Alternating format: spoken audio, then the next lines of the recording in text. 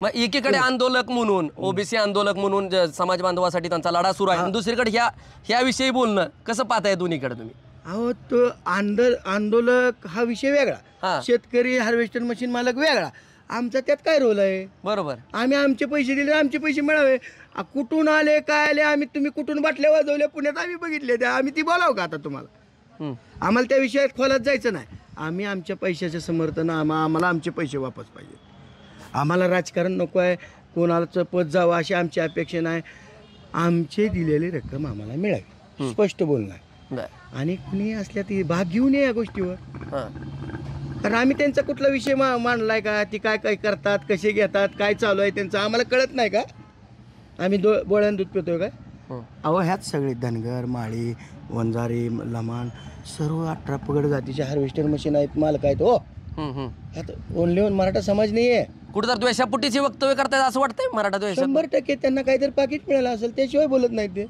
मग आम्ही आमच्या रकमेसाठी भांडतोय, आमची रक्कम मिळेल म्हणून आम्ही आज काय थांबलोय गुन्हे दाखल करायचे. आता ह्यांच्यामुळे गुन्हे दाखल होतील, कारणीभूत हाके असतील. 100% वादच नाही गोष्टीचा.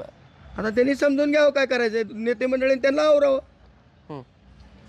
बोलत असताना जरा भान ठेवून बोलावं. जगात सर्वच मंडळी ओबीसीचं समर्थन करत आहे. जरांगे दादा, मनोज दादा जरांगे मराठा समाजाचं समर्थन करतात. आम्ही ह्यात राजकारण समाजकारणाचा विषय नाही, आमचे घर जळलंय, आमची पोटतिडी तुम्हाला मांडतोय. तुम्ही ह्याचं राजकारण आणि ह्याचं भांडवल करून जर फिरत असाल महाराष्ट्रात तर उपयोग नाही या गोष्टीचा. कुठेतरी एक व्हिडिओ देखील समोर आलेला पाहायला मिळाला नारायणगडावरचा, त्यामध्ये रोहित असा उल्लेख आहे. दुसरीकडं ते नेमका संवाद कुणाला बोलले तुम्ही देखील त्या व्हिडिओमध्ये दिसताय? त्यात तो विषय असा आहे, तो आम्ही आमच्या लोकांना बीडमध्ये जे मारहाण झाली होती ना, त्यावेळेस आम्ही नारायणगडावर मनोजदादा जरांगेंना भेटलो होतो. तिथून आम्ही कराड साहेबांना फोन केला होता की सरळ असं असं आमचं तेवढं द्या आम्हाला. तर तो रोहित आणि म्हणजे कांबळे म्हणजे त्यांचा पेय होता, तो ज्याने यादी केली होती आमची रक्कम घेतानाची, त्याचा विषय होता. आणि ते सांगत होते त्या सानपला आणि पालवेला घेऊन या. म्हणजे ह्याने तसं सांगितलं तर ती लोक सापडायला तयार नाहीत, ती लोक आम्हाला दम देत होती, त्या विषयावर चर्चा होती. कुठं आता प्रक्रिया कुठपर्यंत आली आहे ही? एकदम काय नाही, कुठं मिटवण्याचं किंवा रक्कम देण्याची काय हालचाली चालू आहेत? चालू होत्या. रोजच वेगळा दिवस सांगतायत, रोज वेगळा कप्पा निघतोय, पण त्यात काय तथ्य नाही.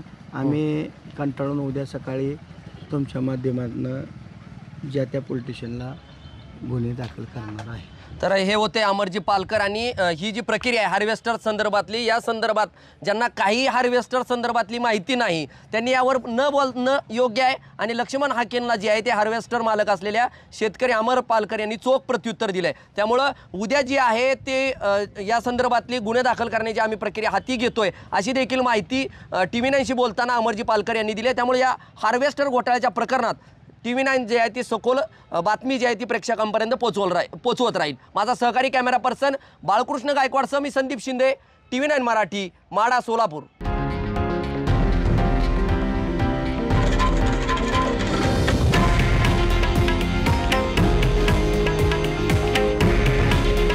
हे आहे देशातील नंबर 1 न्यूज नेटवर्क आणि आपण पाहत आहात TV9 मराठी. काळजी तुमची, हित महाराष्ट्राचं.